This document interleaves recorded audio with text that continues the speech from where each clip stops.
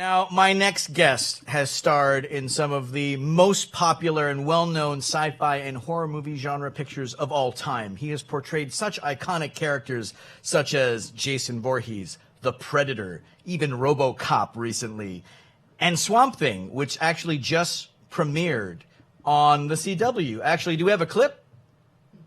The joy has always been in the discovery. It's two things we have in common. You see that? That doesn't belong. Oh my god. So someone's dumping it here?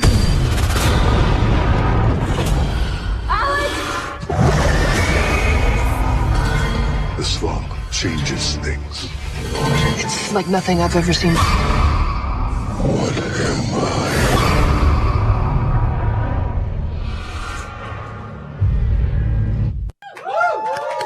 Please give it up for the man, the myth, the Mears, Mr. Derek Mears. Hey, man, how are you? I'm good, sir. You're looking good. You're looking great. I love the haunted background you got there. Well, it's spooky days, so I'm like, let's put some spooky backgrounds going on. I like it. Santa Clarita never looked better.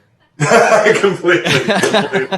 So how are you doing, man, in this apocalypse? Has it changed anything for you? How are you surviving? I hope you and your loved ones are doing well and that you're safe, sane, and happy. You are too kind, my friend. Thank you for asking. No, everything is good, but it's just one of those emotional ups and downs where, like, one day everything's fine, and one day I'm like, everything's melting.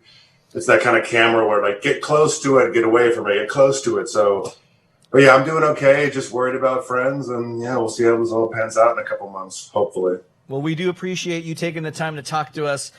We just saw a little clip about Swamp Thing, and that just premiered. That just premiered this week, so we got the scoop.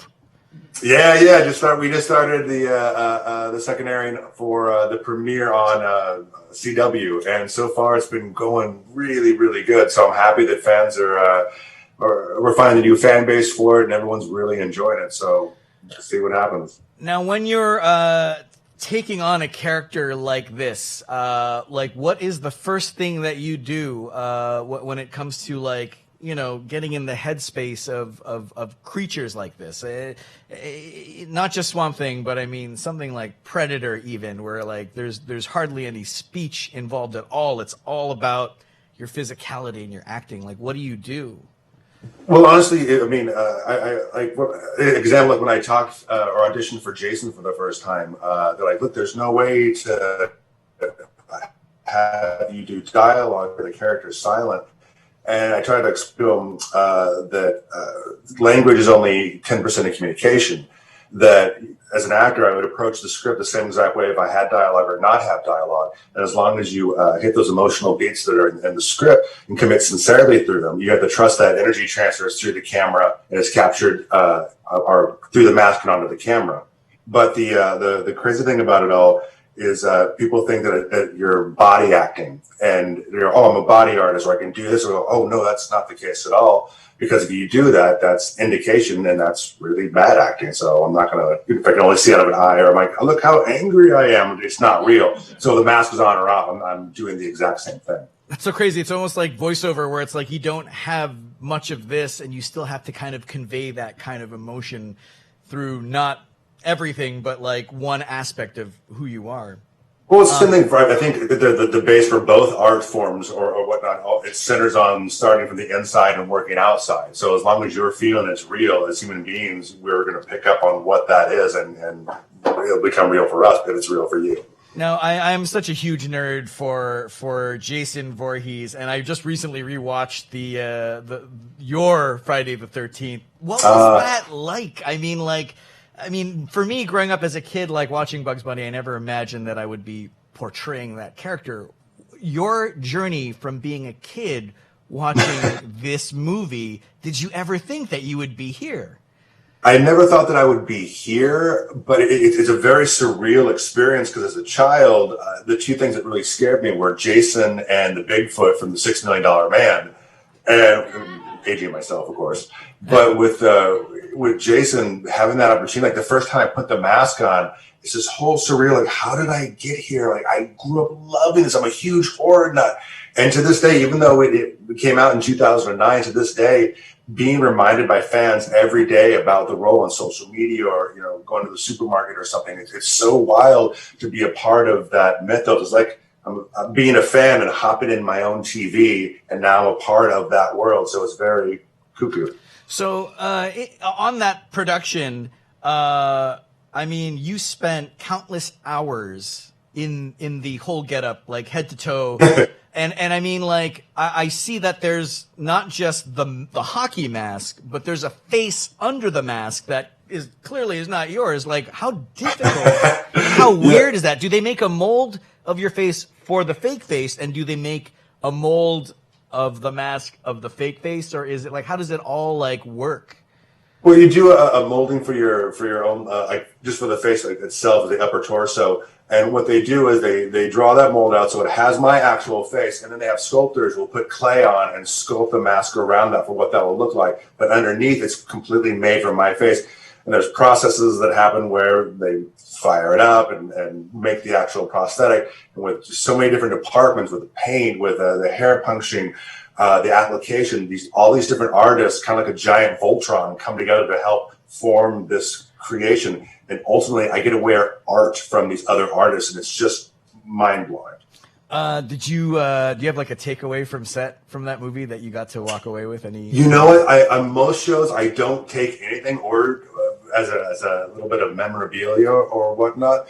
But on Friday the 13th, I negotiated. I actually there were 6 hockey masks made, and I have the 6th hockey mask, which is different than all the other ones. It has like a little fish weight inside of it, where if you put it in the water, it'll float down so it stays up. What? And I wore it for a couple of different scenes, and yeah, it's pretty cool. Oh man, you're the coolest, man. You're the coolest. Oh no, I'm just lucky, dude. I'm just like a fan representing the fans. Like, this is crazy. The phone keeps ringing. I'm gonna keep playing different iconic characters, and every day I'm like, if it ends right now, I'm like, thank you, universe. It's been a great run. You recently played RoboCop. Is that correct? Yeah, for a UK commercial. Like we shot it in South Africa, but it aired in the UK. And being a giant nerd again, they're like, "Hey, would you want to come and play RoboCop? We're gonna have you on a motorcycle and do these." I'm like, "Oh my, yeah." I feel like I'm going through my toy chest from a child. Going, "I want to play this character. I want to play this character."